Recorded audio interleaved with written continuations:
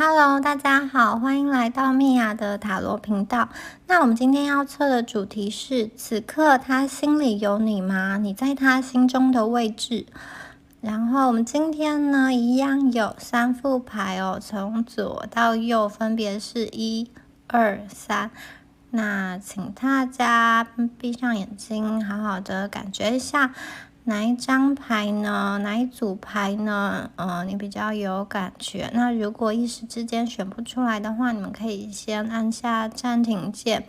然后去感受一下能量的流动。那选好的朋友们，你们就可以直接利用下方的资讯栏，连接到属于你们那个牌组的解牌哦。好，那我们来看一下选到第一组牌的观众朋友，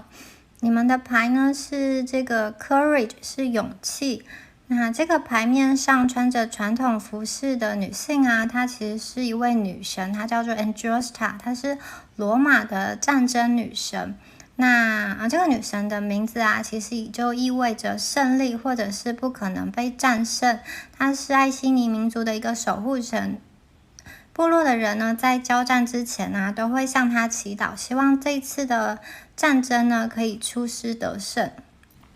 那我觉得抽到这一副牌的观众朋友啊，你们在爱里面其实也是很有勇气的。这个勇气呢，是一种敢爱敢恨的勇气哦。假设你爱上了一个人啊，旁边有其他的杂音或者是别人的其他意见，你都不会去理会。只要对方呢也愿意给你相同的回应，其实是会愿意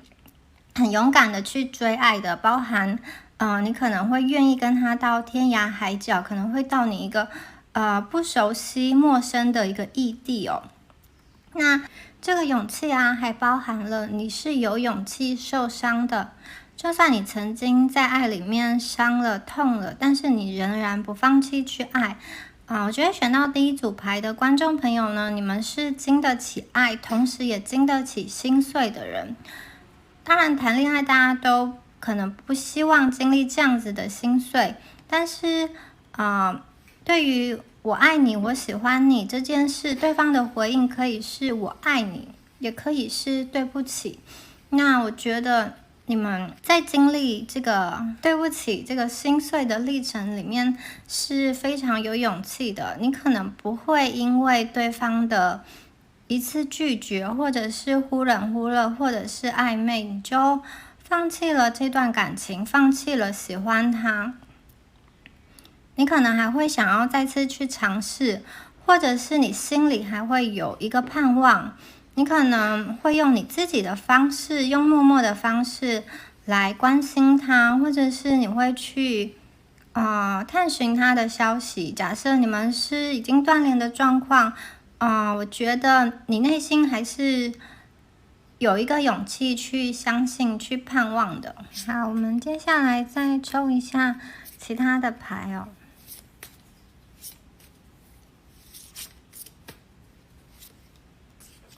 时间之轮，逆位的隐士牌 ，Three of Winter， 这张牌是逆位的 Four of Summer， 最后一张牌也是逆位的 The World 世界牌。好，我们接下来再抽2张神谕卡。神谕卡是塔罗牌要给你关于这段感情目前呢有什么样子的建议哦。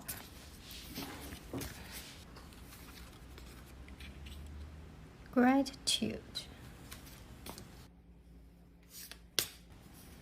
好，最后一张牌是 Feeling。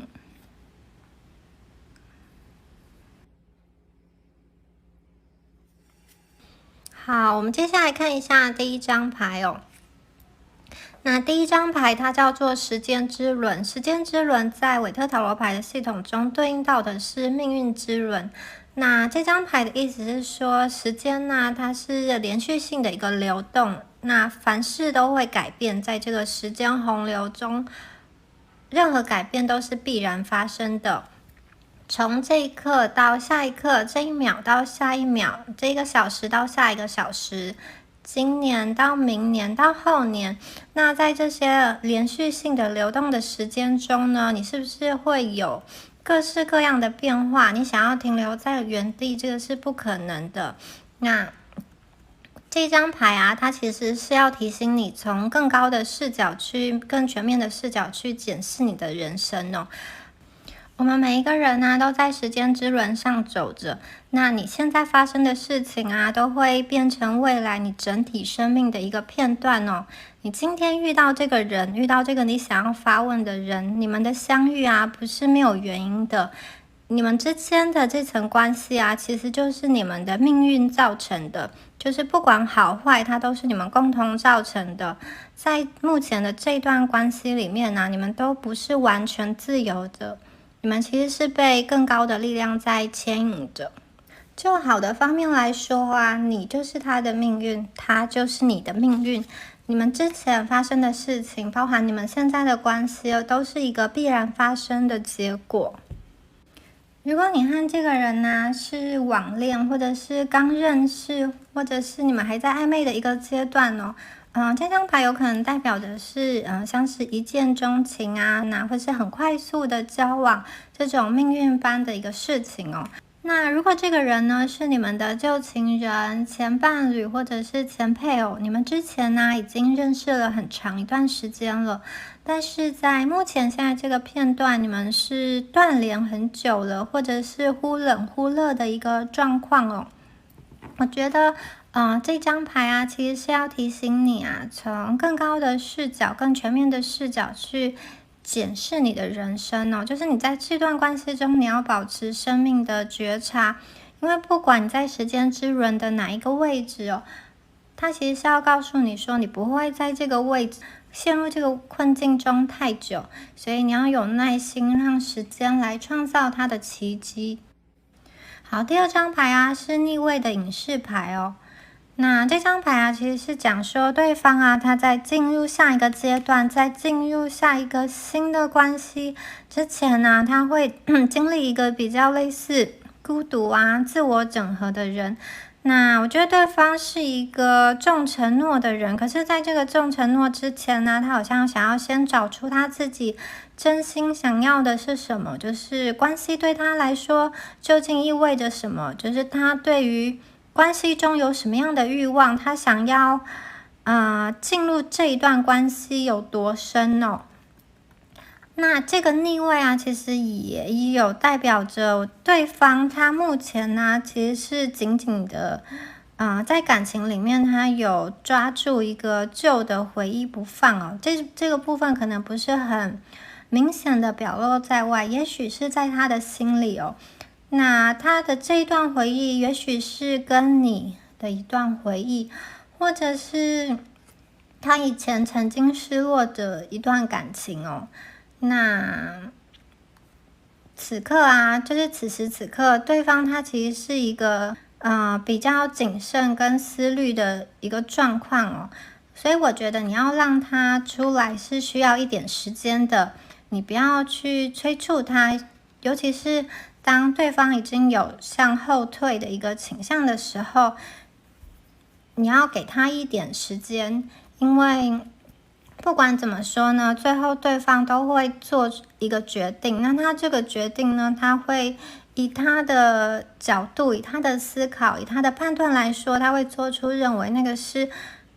一个好的决定。好，那假设这张牌啊，能量互换的话，我觉得它代表的是，发问者你们呢，目前呢可能会需要一些私人的时间哦，就是你不要轻易的让他人来打扰你，你要保护你自己的时间跟精力，你要设定一个界限哦。因为逆位的牌啊，它是代表着还没有到的一个状况，就是你需要一些时间来沉淀，也许是疗伤，也许是好好的照顾自己，或者是思考下一步这段感情应该怎么做，就像这个隐士这样。可是目前你们并没有这么多的时间，或者是有很多东西正在分散你，你没有办法沉淀下来，或者是有一些思绪正在扰乱你，你没有办法像这个隐士一样，可以很安静的去查看你的内心。好，我们接下来再看一下下2张牌哦。那前面出现的牌啊，都是大牌，是能量很强的牌哦，它代表的是一种更高的力量。那接下来这2张牌呢是小牌哦，一张牌是逆位的 Fourth Summer， 然后另外一张牌啊是 Three of Winter。好，那这2张牌其实是在说你跟他此刻的一个现况哦。那首先呢，右边这张 Three of Winter， 它是代表是一个冬天哦。那冬天在韦特塔罗牌的系统里，它对应到的是风的元素，也就是说，它的星盘里面，太阳或者是月亮，它有风象星座的元素，有水瓶、天秤、双子。那左边这张牌啊 ，Fourth Summer， 它有水象星座的元素哦。就是双鱼、巨蟹跟天蝎哦。那水象星座是4个星象里面中比较多愁善感，在重情重义，而且渴望感情里面安全感的一个星座。那 Three of Winter 这张牌在牌面上画的是说，在戏院啊，每一天晚上都会有提供各式各样的表演。那有一些穿着华丽的这个精灵的女士啊，她们一边观看戏的时候，一边会在观众席上窃窃私语，因为在漫长的冬天里面，她们就没有什么事可以做，所以啊，八卦别人的事情就成了她们最好的一个消遣。那她们就像在找这个舞台剧中的一些情节或者是一些阴谋一样啊，她们也是用这样子的心态来去有点像是关心别人的隐私，而且这种关心呢是有带着一些恶意的，就是他们会用他的言论去制造对立，或者是操弄人心，就是他们会把事情讲得非常的夸张，就像夸张的情境剧一样。我觉得这张牌其实代表的是你们2个啊，就很像是舞台上那一对男女主角哦。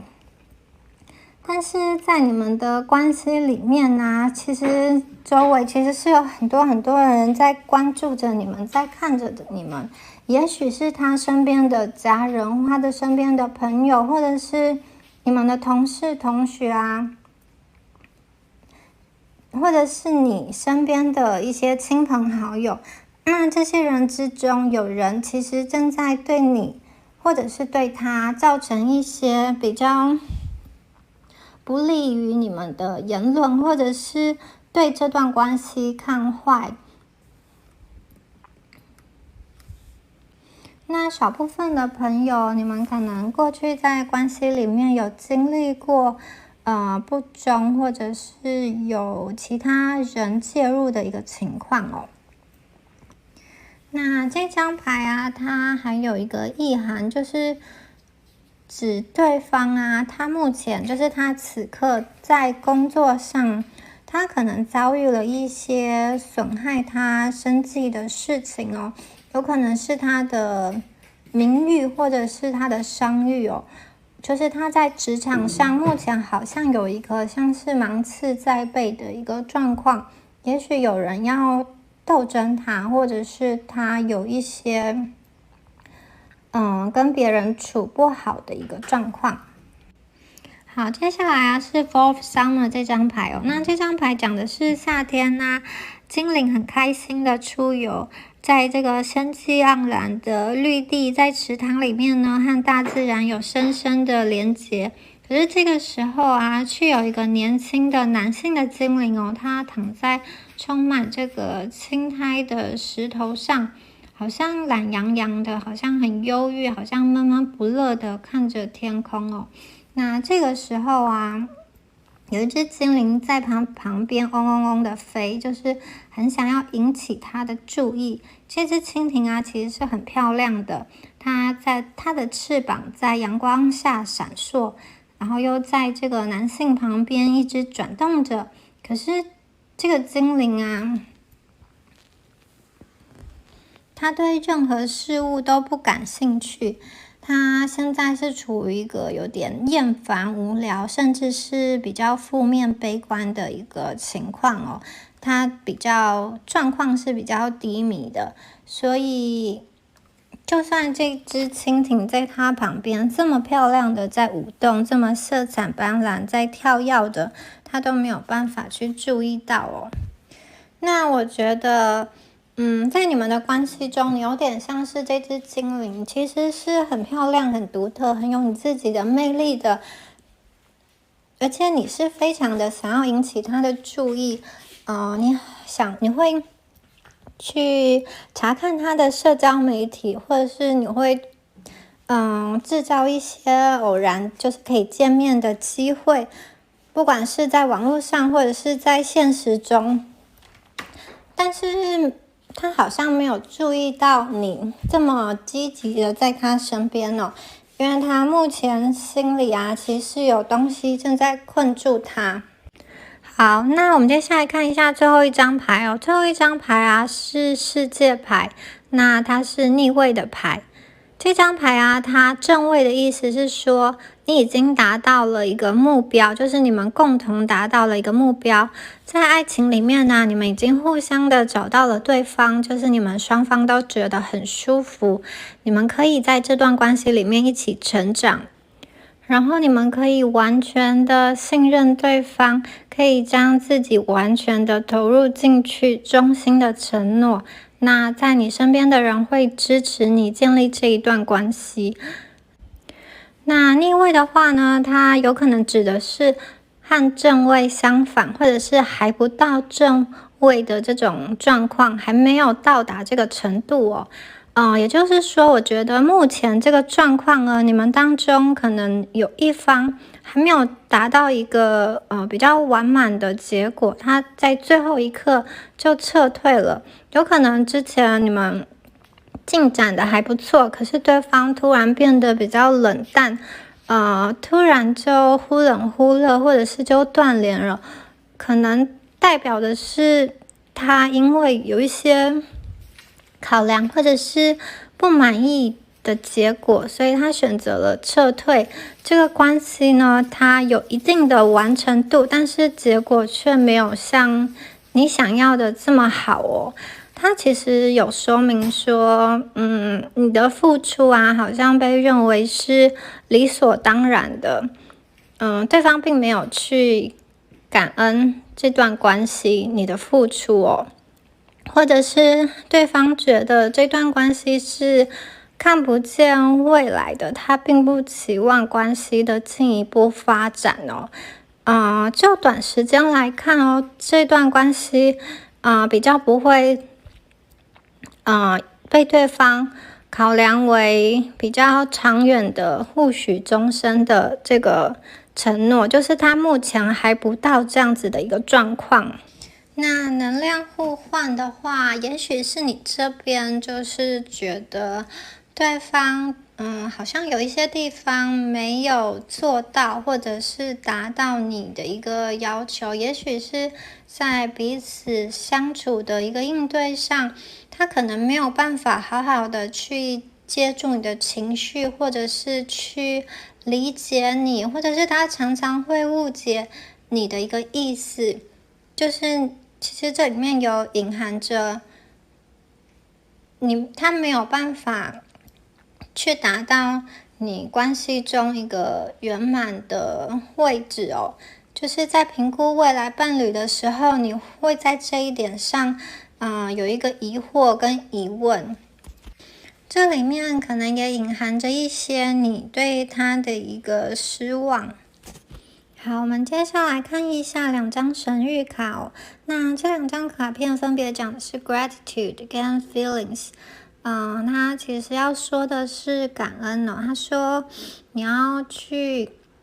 找到一件事情啊，你现在可以去感恩的一件事情啊，而且你要让这个感恩就像泉水一样啊，倒入你的身体中。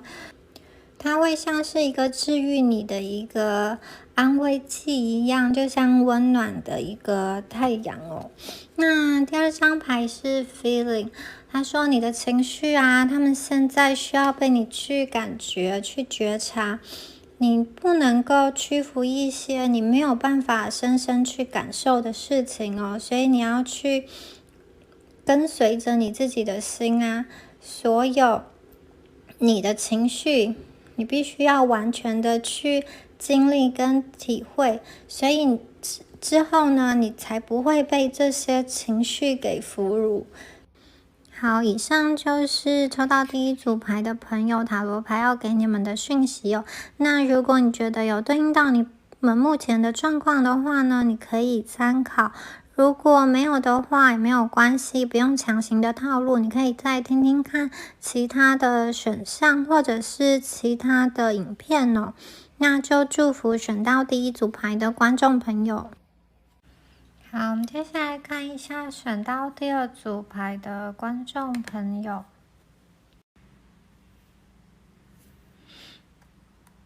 好，你们抽到的这张牌啊是 Imagination， 是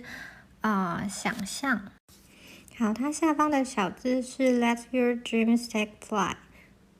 让你的梦想飞翔起飞。那我觉得抽到这一张牌的观众朋友，你们可能对于你们所想要发问的对象，你曾经有在心里或者是在梦里，你有勾勒过一些跟他相处的场景哦。是一些比较梦幻的场景，可能你们在未来会有一个家庭过得很美好，或者是他对你的承诺都会实现，或者是他会回到你的身边。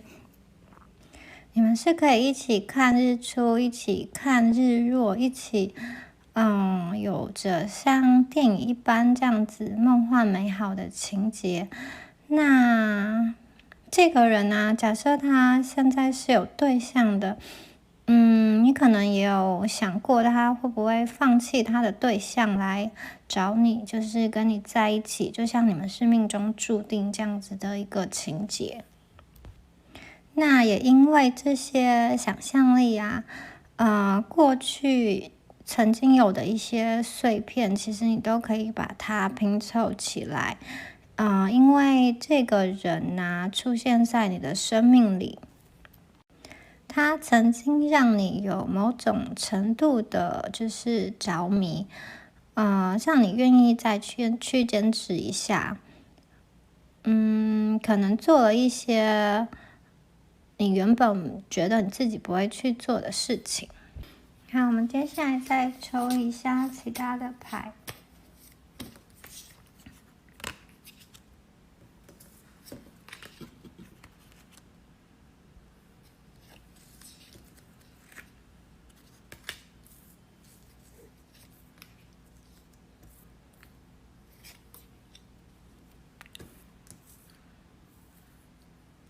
我们有女预言家、月亮牌、逆位的教皇牌，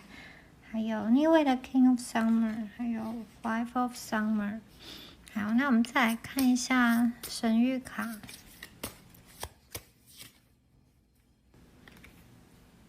Forgiveness， 这一张是 Positivity。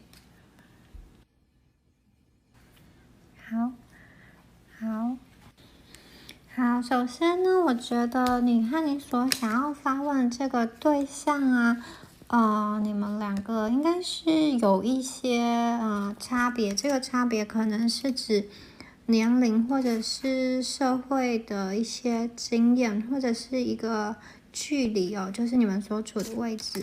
因为这边有出现 King of Summer 跟 Five of Summer。那有一张牌呢，它是属于比较年长的这个精灵哦，然后它是属于比较有社会历练的，那它是比较属于比较沉思冷静的。那另外一张牌呢是年轻的这个精灵哦，可以看得出这是一个对比，就是 Five of Summer 跟 King of Summer 这两张牌。好，那我们再从第一张牌看起。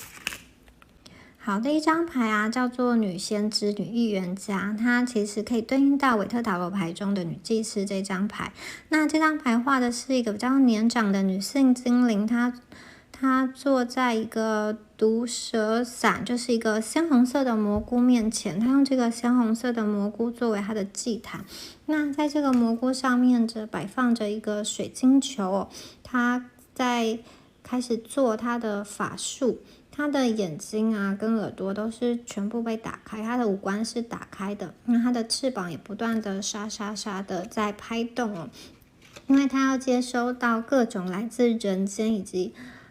更高层智慧的一个灵性的讯息哦。那这张牌啊，它其实有透露一个讯息，就是你要用你的直觉力，你的第六感，要相信你自己的直觉，你不要再反复的，就是去猜测第二次、第三次关于这个问题的一个答案哦。因为这个女祭司啊，她只在她属于她这个神圣的地方，她在这个金针花丛中举行她这个超感官的仪式，那她只提供那些讯息给愿意相信灵性、愿意相信直觉的人，因为有一些东西它并不是可以用逻辑来解释。如果你硬要从一个逻辑、理性、世俗跟程式的角度去看这个事情哦，那你可能会去错失它的机会，你没有办法去揭开面纱，去看见你没有看见的事情。那我觉得抽到这一组牌的观众朋友啊，你们有一些人呢，其实你内心是不是已经知道答案了呢？就是你的内心已经有告诉你应该要怎么做，然后要怎么行动，就是有关于他隐藏的心意，好像是一种单恋，或者是柏拉图式的一个恋情，就是这张牌有指的是一个很精神性的一个感情哦。或者是你是对方的一个精神上的依赖，对方是你精神上的一个依赖哦。那我觉得这一组牌的观众朋友，你们有一些事情必须要从内在去观看，尤其是今天你们所想要占卜的这个人哦，他是不是有一些言不由衷，或者是没有办法跟你坦诚的事情呢？也许你理解的他并不是表面上他自己说的，或者是看到着的那个样子哦。你其实内心也有感觉到，就是你的第六感其实也知道目前状况究竟是怎么样，但是你好像又没有办法这么确定哦。好，我们再来看一下第二张牌。第二张牌呢是月亮牌。那这张牌啊是很漂亮的一张牌，很美的一张牌哦。它的数字是18。那刚刚那张女预言家的牌，它的数字是2。好，那这一张牌啊，它其实画的意境很漂亮哦。它画的是一只年轻的女生的精灵啊，她正在月光下沉睡。那她躺在一个充满百里花香的床上，四周呢围绕着她的是一些月光花。那这个女生呢，她其实是非常敞开的，就是她的意识是对这个月光的魔法是非常非常的开放的。在她的头上呢，有这个称为月神之蛾的这种昆虫啊，在她的头上跳舞，它们有发光的翅膀。那在这个温暖的仲夏夜的晚上哦，她就这样子睡着了。那随着这个精灵啊，跟这个月光花，还有这个月神之蛾，就引领他到一个梦的国度哦。那在这个令人着迷的国度中呢，其实每一天啊，每一个人啊，他都会有一个晚上，然后这个晚上你可以进入到一个新的梦境中。那在晚上啊，有非常非常多的一些秘密，它会在，就是你的潜意识会在你的梦中透露出非常多的讯息哦。但这些讯息哦，又好像草地上的薄雾一样，会在日出的时候慢慢的溶解、消失不见。所以它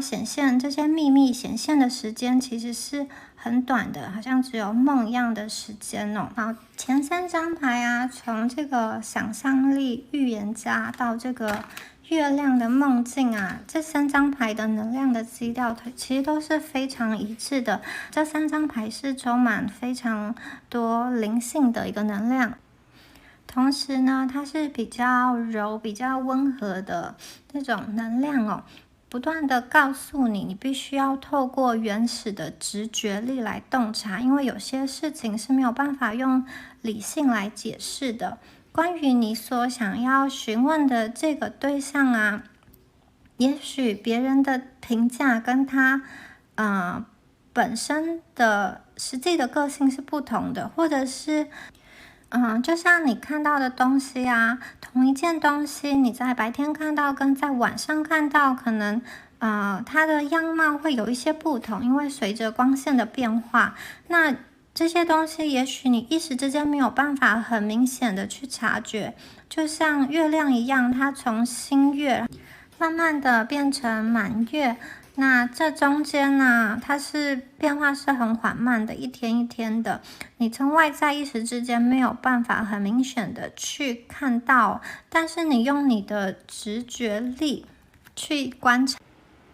我觉得你们要问的这个人呢，因为前3张牌都一直有透露出，你必须要从你的内心去观察、去看、去运用你的想象力。不要用一些理性上的逻辑推演跟一些外在的事情运作的这些规律去判断哦。我觉得他真实的心意其实是隐藏在他的内心中的。也许这个人他跟你断联，但是他内心其实是很想念你的。那或者是说，这个人他口中说着我很喜欢你，我会照顾你，但是其实你已经有感觉到他是有一些言行不一，或者是你没有办法那么肯定。那这个时候呢，你其实要相信你的内心哦。好，我们再来看一下下一张牌。下一张牌呢，它是教皇牌，它是一张逆位的教皇牌哦。那这张牌画的是这个教皇的精灵啊，它正在一棵古老的橡树下正在传道。那他身旁围绕着各式各样来自各地的这个男女老少的精灵，非常虔诚的、很尊敬的，正在听从他的一个教诲哦。那他这张牌正位是讲着要维持一些事物的秩序，他需要一些伦理道德。那这个人呢，他可能就是一个遵守伦理道德跟社会规范像榜样的一样的人哦。那这张牌出现了一个逆位哦，我觉得他还没有到达伦理道德的这个程度，或者是他可能有一些违反伦理道德的事情哦。不知道是不是你们的关系啊，其实是有一些禁忌，或者是秘密，或者是有一些触犯社会规范的状态正在发生哦。可能是有第三方介入，或者是你或者是对方本来就有一个伴侣是在感情或者是婚姻中哦。你所想要发问的这个人，他是不是做了一些你没有办法去原谅的事情？那这些事情呢，它是有一些可能有一些不是这么道德，但是会又让他很快乐的事情哦。在这里啊，还有看得出来，就是这个人呢，他是不是有用就是用一些比较伪善的行动去掌握对方的秘密，有一些像是偷窥或者是探寻隐私的事情正在发生哦。我觉得目前这个人呢，他内心好像也蛮混乱的，因为也许他正在经历一段没有办法公诸于世的关系，或者是他对你有蛮多的欲望的。这个欲望就是比较多，像是性欲，或者是漏欲，或者是试图要以这个性作为一个控制，或者是你们可能有一些金钱上的牵扯，然后其中有一方并不是这么守信用、遵守规定，造成两方价值观的一个落差哦。就是这边也有看到，可能有一些失序的状况，可能是酒精的滥用，在喝酒，或者是对于什么东西的沉迷哦。这个人呢，他是不是曾经有做过一些伤害你啊，或者是对不起你的事，让你觉得自己的好意或者是善心遭到了利用呢？但他目前内心其实是蛮混乱的，因为他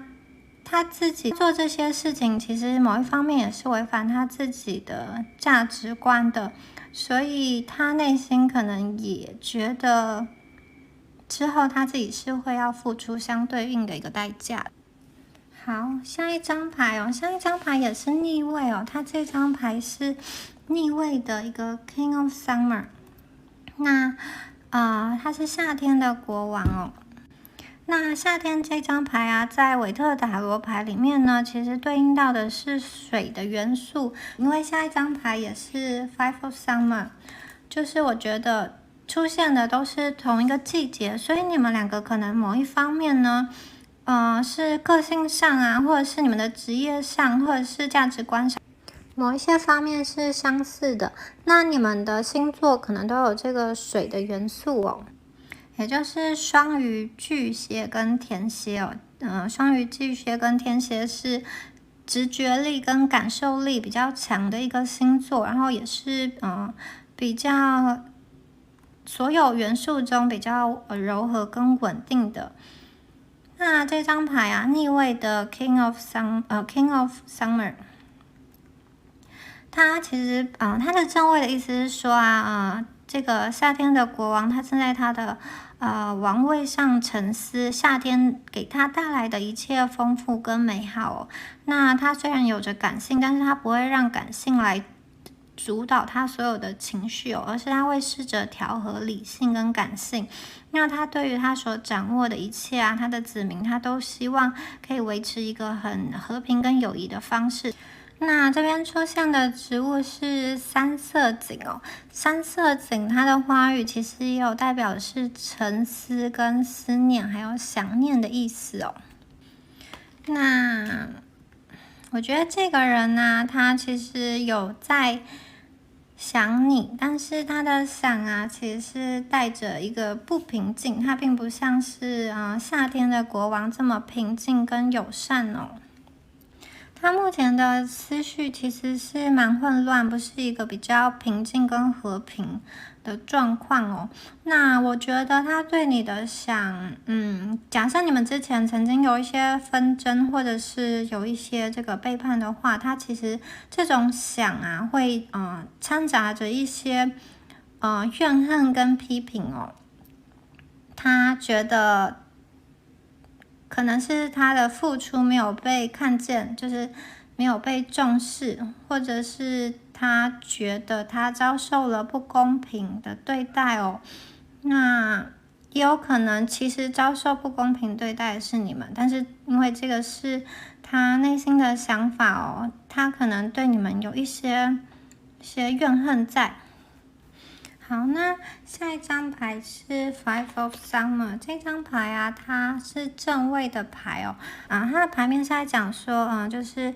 在夏天的时候，有一个女生的精灵啊，一个女孩的精灵，她正在堆沙堡，那她很着迷的正在专注着，正在规划她这个沙堡，然后在沙滩上捡拾贝壳。可是她完全没有注意到潮汐的变化，所以这个时候啊，当浪来的时候，她的沙堡就一点一滴被这个浪潮摧毁哦。那他无能为力的站在一旁哦，看着这个被摧毁的沙堡哦。同时啊，在他的头顶上有一只海鸥，这只海鸥它似乎曾经要告诉他一些忠告哦，可是这个忠告对他现在他来说已经是为时已晚的。那这个沙堡啊，其实可以象征着是你跟他，我觉得你们过去曾经有一些共同的规划哦。你们两个人曾经有一些很美好的回忆哦，也许是在网络上，也许是在现实中哦，也许是一些很激情的一个关系哦。可是啊，这个关系啊，面临了一些威胁，就像这个海浪一样，你们两个都没有察觉到，或是你们曾经有一方察觉到，但是察觉太晚了。那，这张牌啊，充分显示出这一个人呢，他目前其实是，因为这些美好的事情结束了，所以他是很痛苦、悲伤跟有一些失望的。他正在经历这样子的，悲伤中。他内心也有可能有一些懊悔，就是为什么他没有注意到潮汐的变化，或者是为什么，我们两个蓝图呢是规划在一个沙滩上，这个沙滩这个地基其实是很不稳固的，这个人也许啊，他并不像他表面那么坚强哦，他可能是正在忍受一些内心的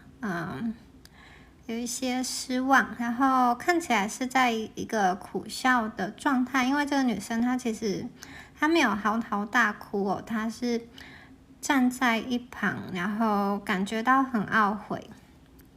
但他也没有要寻求海鸥或是其他身边的人的协助哦，他感觉就是自己要默默的承受一切哦。你今天所面对的这个人啊，就是还有一个很不好的经验正在打击他哦。那这个不好的经验，也许是因为你们两个之间可能有一些承诺他没有办法兑现。那假设有一些朋友，你知道，目前令他感到忧伤的原因是其他的事情，不是你们之间的事情的话，如果你在这个时候啊，提供他一些感情或者是安慰、一些支持的话呢，你是会被他感激的接受的。那有一部分的朋友啊，我觉得你们所想要发问的这个人呢，他在感情上的经验好像，并不是很丰富哦，所以他今天。造成这样子的结果，好像也不见得是他乐意的。他好像也觉得，就像这个小女孩一样，她好像也不知道为什么她的沙堡啊，就突然的被这个潮水给吞噬了。她不知道为什么会发生这样子的事情哦。她可能本身也是一个蛮木头，不是那么会表达情感的人哦，所以。可能你们之前会有一些误解的状况哦，他会用他自己的思维模式来看待这个世界，可是并没有发现，对方和他想的不一样，以至于他现在其实有一点懊悔的心情在里面，但是这个懊悔里面又有点像天真无知嘛，他又觉得。他搞不懂为什么会发生这样子的事情。好，我们接下来看一下神谕卡哦。好，左边这张牌是 Forgiveness，它是说你必须要全然的治愈你自己哦。那这个治愈要从这个疗愈啊，要从接受开始哦。你必须要全然的接受发生在你身上的事哦。那这个举动。会让你焕然一新，好像可以变为新的一个人，重新开始，丢掉过去的一些不愉快，放下那些怨恨。那第二张牌是 Positivity， 这张牌是说啊，如果你可以每一天呢都至少去发现一件你值得感恩的事情哦，那这些事情其实是可以恢复你的能量跟精力，让你更靠近光的所在哦。你要对身边的事情啊，即使是一件很小的事情，即使是在最困难的情况哦，你都要去发现你可以感恩的事情。好，那选到第二组牌的观众朋友，就是塔罗牌所想要告诉你们的，就是原谅。这个原谅呢，可能是指过去这个人啊，你所想要发问的对象，你们两个在相处的时候，他无意间或者是有意的对你造成的一些伤害哦。可能是一些欺瞒跟道德有关的事哦，或者是这个人单纯只是因为价值观不能够去理解你的情绪，不能够去感同身受，不能够去照顾你的心情哦。那第二章呢，第二章谈的是感恩哦，然后还有这个正面积极的意思在。他告诉你啊，你一天中感恩一些小小的事情呢，不但会让你更快乐，而且它同时也是可以让你的想法转变成更积极的一个方式哦。那假设你们过去曾经在感情中，或者是和你所想要发问的这个对象的相处上，有被他比较不好的对待，或者是误解，或者是忽冷忽热，或者是已读不回，或者是断联各种情况呢？你觉得你的心意没有办法好好的传达，那我觉得你目前要感谢的就是你自己哦，因为你可能因为这件事情变得更好，或者是成长了，那这些都是你自己的努力。假设你觉得你目前还是在泥淖中和黑暗中，那你其实也是要感谢你自己，因为你维持住你现在这个状况，这也是很了不起的一件事情哦。那你今天要感谢的对象是你自己，而并不是伤害你的人哦。虽然你可能因为这件事，这个人生有了更好的方向跟目标，但是这一切的改变，核心的动力都是在于你自己。如果你们目前是断联的一个状况，而且是断联蛮久的，不管他身边有没有人哦，我觉得他其实内心对于你们曾经的一些回忆，他都是有一种懊悔的情形在，就是他也不知道当初为什么走着走着就散了。也许错是在他，也许错是在你哦，但是他其实有一种不想要表现出来的逞强。好，我们接下来选到第3组牌的观众朋友，你们抽到的牌是 happiness， 是这个幸福、快乐的意思。那这张牌的牌面还蛮漂亮的，在一片绿草如茵的草地上呢，有一个金黄色头发的女孩子，她穿着由植物、由花卉编织成的衣裳。它旁边呢有一只兔子，很开心的在旁边跳跃着，然后他们两个的表情都是非常愉悦、非常祥和的。那这张牌有可能说的是你内心向往的一个状态哦，或者是你目前正经历一个转变，即将要达到的一个状态。我们再来看一下其他的牌。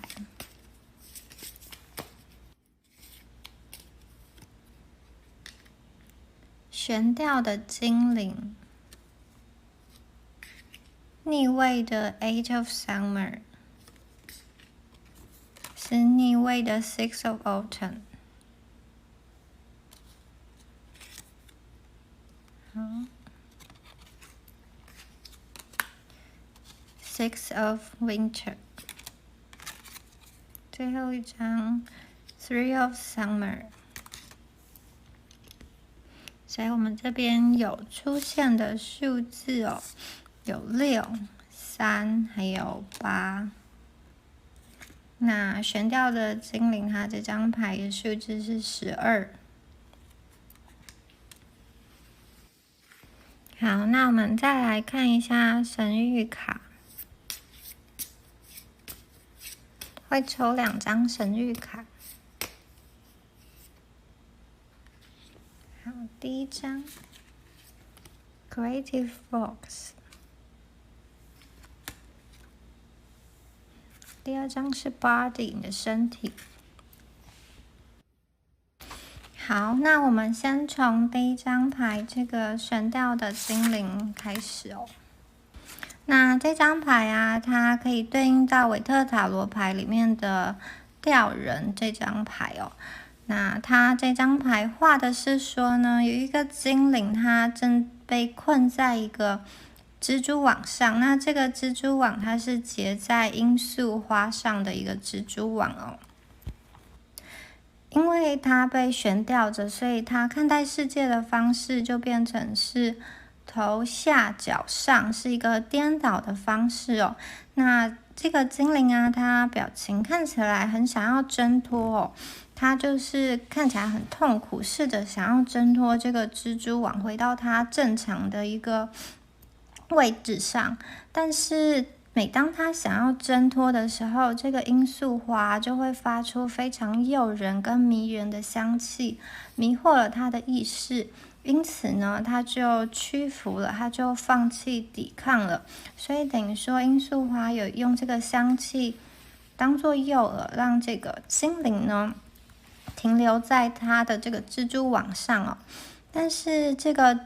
悬吊的精灵啊，它其实不会永远都这样子被悬吊着，它有一天呢，还是会找到方式去离开现在被困在的一个现况哦。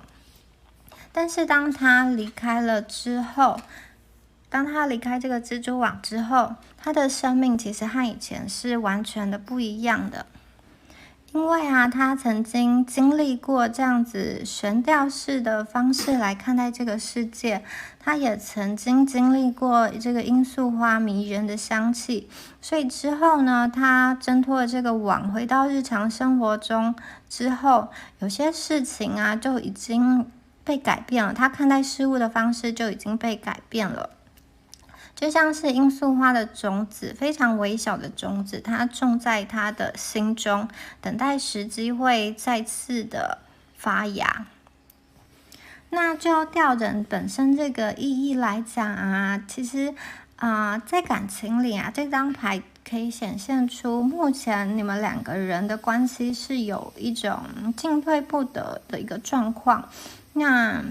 假设这张牌代表的是对方，他目前呢是有一种动弹不得的焦虑，但这种动弹不得不见得完全是你所造成的哦。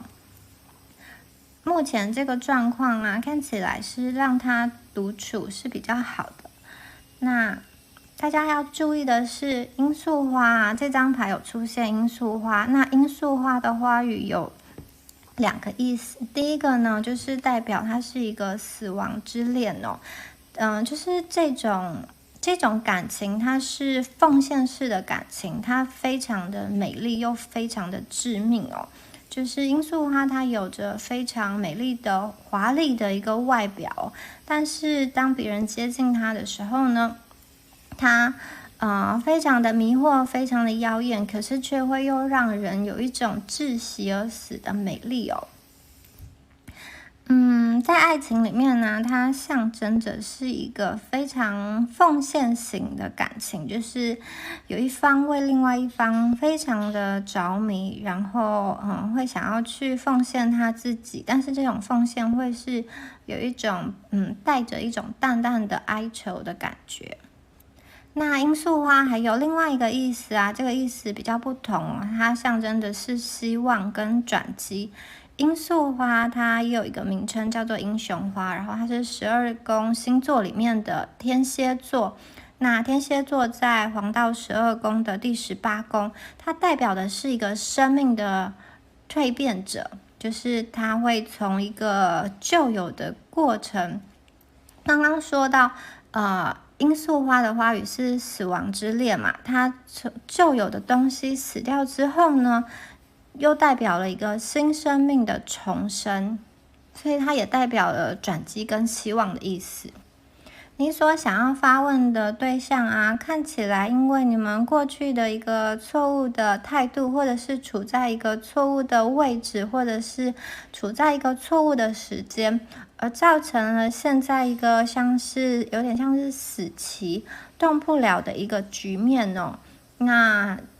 因为罂粟花它也代表了希望跟转变，所以这个很深的危机，这个困境它是有希望转变的。那这个危机，这个困境不一定是你造成的，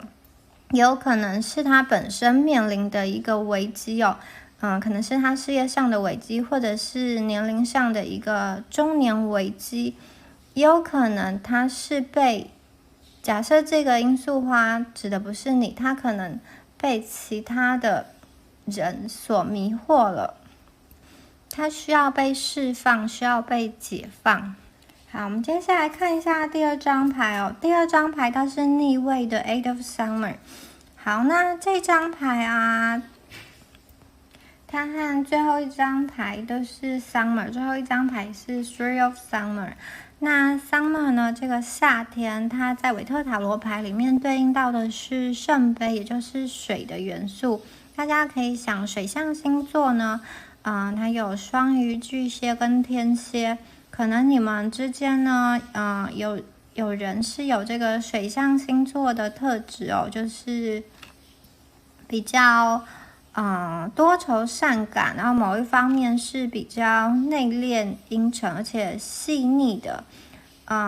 同时啊，也是比较感性，就是情感丰富，容易受到感动的，是比较温柔缓和，是一种姿态柔和的一个星座。那水象星座啊，也有一种就是超自然的一个直觉力，他们还蛮乐于去帮助别人，而且能够同理其他人，就是很有同理心的星座。那这一张牌，它牌面上画的是一个精灵，它正在走在干枯的河道上。那这个河道啊，本来是有着潺潺的小溪，生意盎然的，但是它现在看起来是整个都干枯了，所以它就有点精神萎靡，很低落的走在这个干枯的河道上。这个男生的精灵啊，他曾经以小溪为家，他就住在这个小溪旁。但是现在因为河道干枯了，因为这个现实大自然的一个变化他必须要离开，所以他就带着他这个小小的包袱离开了。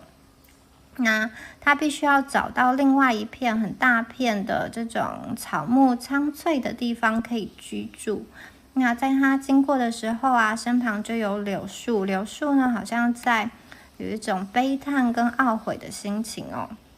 那这张牌讲的是离开旧有的地方跟前往新的地方，但是这种离开并不是充满着希望。这个精灵它是用走着，然后整个翅膀都是垂下去的，它没有力量飞了。就是他本身的情绪是比较沮丧跟萧条，有一种梦想幻灭的感觉哦。但是当他精神很低迷的时候他还是很努力去开始去想要寻找他新的一切，就是新的可以居住的地方。虽然是在很低迷还没有成功的情况下，但是他还是去试着找出路哦。这张牌它有指的是一个断尾求生的概念，就是这个人他必须要放弃事业，放弃承诺，放弃他过去建立起来的一个基础，可能是感情的基础哦。然后他必须要启程，有点是很无奈的启程，因为他之所以要离开他旧有的居住地，是因为这个河小溪它从源头干枯了。这个如果在感情里面讲到的，可能是他的爱已经没有了，就是他虽然很不愿意离开，但是他必须要离开，因为从源头已经没有爱了。可能是觉得他感觉到来自于你，或者是他心里已经没有爱可以去给了，他觉得太超过了，太累了。那这张牌是逆位的牌，所以逆位有可能代表的是他还没有到达这样子的程度，就是明明已经干枯了，可是他还没有这么决断的要离开，他还在挣扎，他还不想要放弃过去，他可能还在等待是不是有一些转机哦，但是是非常非常细微的等待，也许并没有这么明显。好，我们接下来看一下下一张牌哦。下一张牌是 Six of Autumn， 是逆位的牌哦。那这两张牌啊，它其实是有一个延续性的一个意思哦。好，那秋天这张牌啊，它画的是说，当精灵啊受伤或者是生病的时候，他们会去寻找一些药草或者是花朵来治疗嘛。那牌面上这个年轻的女精灵啊，她的翅膀受伤了这个女精灵她穿的还蛮时髦的她还戴了一顶有羽毛的帽子，然后她也是穿着一个鹅黄色的长洋装，然后她这个时候她找到了一个很有经验的治疗者，看起来是一个年长的一个婆婆。那这个治疗者他就帮他用一些药草，帮他用了一些可以舒缓痛苦的药膏。那这个药膏是用一种叫做紫草康复力草所制成的，它可以帮助伤口的愈合。他帮他涂抹在这个年轻的女精灵身上呢。那精灵感觉非常的信任这个治疗师哦，他接受了治疗师的帮助，那这个帮助不仅治愈了他的身体，也治愈了他的心灵哦。因为他的痛苦啊，从这个治疗师的抚摸，他这个翅膀的痛苦得到了舒缓哦。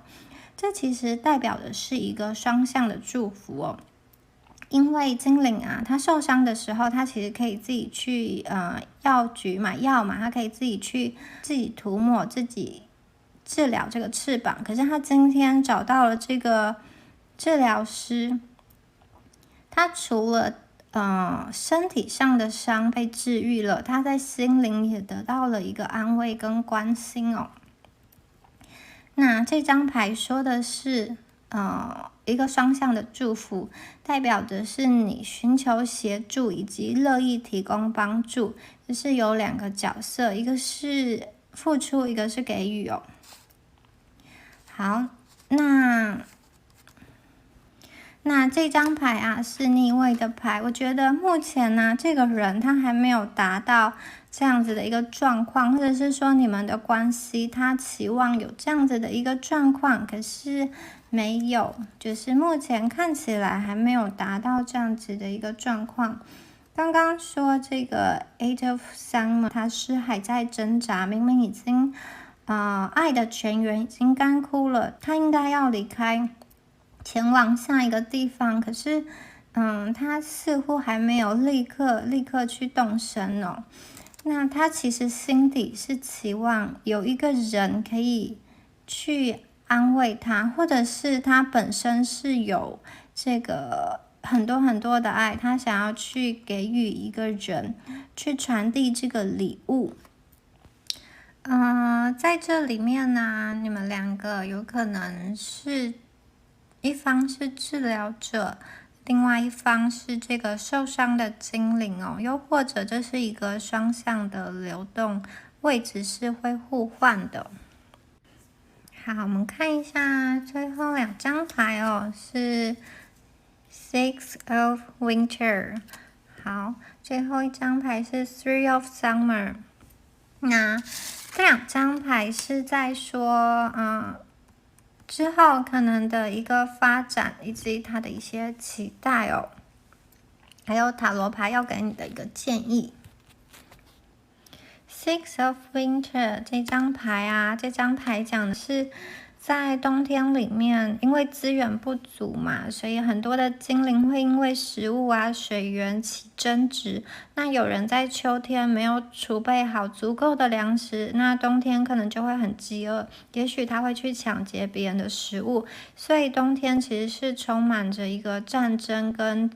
纷争的一个季节哦。那对许多精灵来说呢，一些想要和平的精灵啊，他们就选择离开了原本住的地方，因为这个地方已经充满了太多的争端，他们离开，他们想要去寻找一个新的一个适合居住的所在哦。大家可以看到这个概念哦，其实是之前那张逆位的 Eight of Summer 的一个延伸哦。Eight of Summer 它是一个逆位的牌，这个精灵啊，因为水源干枯了，因为爱干枯了，因为它原本适合居住的这个小溪啊，已经不再有水源可以提供足够的食物了，所以它必须要离开。但是因为是逆位，它正在挣扎，它没有办法下定决心。那随着时间的演进啊，到了 Six of Winter。这张牌说明了是，其实状况好像还没有改变，还是有这些争吵跟争执哦。但是因为精灵它要寻求和平，它下定决心要离开。那这张牌的意思，天鹅啊，本来是载着就是弥留之际这个人的灵魂啊，要载着这个灵魂到他们长眠之地哦。但是现在天鹅它载的是精灵难民，他们要前往新的生活。因为有这个天鹅这个温暖的羽毛，这个如雪一般的羽毛的庇护下，所以这些精灵可以很安全的度过这个寒冷的湖水，到达了一个新的地方哦。那他们携带了很少的物品哦，他们带在身上，那是他们仅有的希望。他们和过去的悲伤做一个告别，但是对未来还有希望。同时呢，他们本身身旁是有心爱的同伴的，所以即使这个旅程很漫长，但是他们是能够忍受的。所以，大家可以看出，随着时间的转变啊，本来这个一个人的精灵啊，他很犹豫着要不要离开现在这个很荒芜之地，这种一个已经干枯的河床，已经荒芜的家哦，他很挣扎，他只有一个人。可是随着时间的演变哦，这个精灵啊，身旁有了同伴，而且它有了这个天鹅温暖的羽毛作为保护哦。它身上尽管也是携带了很少的一些东西，可是它充满了希望。它代表了这个人，他在不久的将来，他其实会对于目前这个现况，虽然这个糟糕的局面虽然没有很大的一个改变哦。但是它有一种破而后立，就是寻找生命希望的感觉哦。我觉得他可能经历了像是婚姻的失败，或者是辞职，或者是放弃一种新的创业的项目，或者是放弃了他的梦想，或者是事业的一个瓶颈。最大的可能是他的感情哦，他可能会经历一些波折，但是他从过去这个挣扎，不知道要不要离开一个人，垂头沮丧的状况哦，他似乎找到了另外一个度过难关的方法，有这个同伴，有这个天鹅的陪伴哦，有这个温暖的陪伴，所以他带着这个仅有的财产，仅有的所有物，他想要跨出一个新的第一步哦。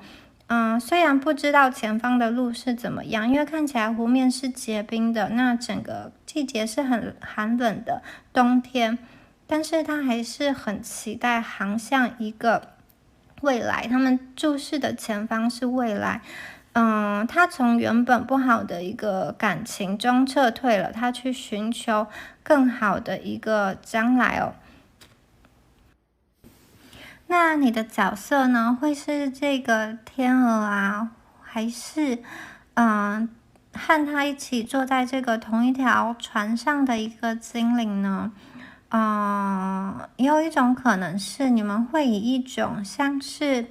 朋友的方式相处，有点像是同伴，但是有一种，因为这张牌里面其实比较多的元素不是在讲爱情，而是一种友谊的情谊哦，但是它是具有革命情感的一个同伴，就是这种情谊会以另外一种方式相处，或者是其实你就是这个庇护他的天鹅，因为上一张我们有说到你们其中有一方是治疗者，有一方是这个受伤的精灵。那这个治愈者到了 Six of Winter 这张牌，其实就转化成这个庇护精灵的天鹅。觉得你们也有可能是这个天鹅，但是他可能不知道你们的一个重要性哦。但其实你是有办法带领他离开这个困境的人。好，最后一张牌啊是 Three of Summer， 这张牌呢是讲的比较长远的未来。这张牌是非常欢乐的一张牌，牌面的气氛是非常好的牌哦。它在讲的是有3个女精灵啊，她们很开心的在清凉的湖水里面嬉闹哦。那在夏天炎热的午后啊，这个清凉的湖水是最好的一个消暑之处哦。那他们非常非常的喜悦，因为他们是很好的朋友。同时啊，也出现了3只像是麻雀这样子的小鸟哦，他们也加入了这个嬉闹的一个战局哦。那3只精灵跟3只小鸟非常的开心哦，在这个夏天的午后度过了一场很愉快的一个时光哦。那不管是精灵或者是小鸟，它们都有共同的一个共通点，就是它们都是有翅膀的。那因为这个共通点，它们都有翅膀，它们都会飞，将它们聚集跟团结起来，因为它们就好像有了共同的兴趣、共同的目标，所以他们共同聚集在这里哦。这个他们之间呢，其实是2个不同的物种嘛，一个是精灵，一个是小鸟，他们要建立起友谊，也是需要一些冒险的，因为他们必须要开放自己去接纳不同的人。可是他发现接纳了之后呢，其实啊，他们会有非常好的相处时光。这个时光是非常有品质的，就是愉悦的，是很有品质的一个陪伴哦。而且在这里面，不管是精灵或者是这个小鸟，他们都可以很自在的做自己哦。所以啊，这张牌出现在最后一张牌，我觉得它代表的是，我觉得你们2个的未来会倾向是比较一个和谐跟友好的方式。你们2个会体验到彼此终究是不同的，你们就像是不同的物种一样，你们就是不一样的人，可是你们也有你们的共通点，你们可以互相的了解、接纳。而且你们应该是有共同的一个兴趣，或者是事业，或者是你们所处的一个场所，因为这个季节是 summer，你们可能会在同一个平台上进行讯息的一个交换哦。那也有可能你们会是同学、同事，或者是类似这种同一个领域的人哦。这段关系啊，会在不同之处找到相同，然后这个相同会让你们彼此都非常的愉快。那虽然在牌面上它并没有明显的指的是爱情，但是感觉上你们2个会发展出一种超越爱情的关系，就是不管这个人最后是跟谁在一起，他心里始终都会有你哦，而且他会把过去这些不愉快忘掉，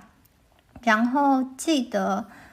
一些相处欢乐的时光哦。他会从这个悬吊的精灵，这个困境啊，这种死亡之爱、绝望之爱，这种诱惑又迷人的感情哦，去寻找一个转机跟希望哦。那从挣扎中会找到一个出路，最后看起来你们2个的关系会是和缓的，是好的。好，我们再来看一下神谕卡哦。好，那左边这张牌啊，是说，其实你就像是一个艺术家，不管是任何方面的艺术家，那你其实是可以提供一些很棒的作品在这个宇宙中哦。然后你是这上天独一无二的一个创造物哦，是这个宇宙独一无二的创造物哦。所以呀，其实你的所作所为呢，都是这个世界上独一无二的一个艺术。你可以用你的存在啊，去服务那些需要帮助的人，打破任何你心念的一个限制哦。好，那右边这张牌啊，讲的是你要好好的去关照你的身体，你要给你身体全然的关照跟爱。你的身体就像是一个光芒四射的奇迹一样，你要用这种概念来接受它原本的一个样子哦。好，那以上呢就是塔罗牌要给选到第3组牌的观众朋友你们的一个讯息。如果有对应到你的状况，你可以参考。那如果没有很符合的话呢，你可以去听听看其他的选项，或者是其他的占卜，也不用强行将自己的状况套路。好，那也就祝福选到第3组牌的观众朋友哦。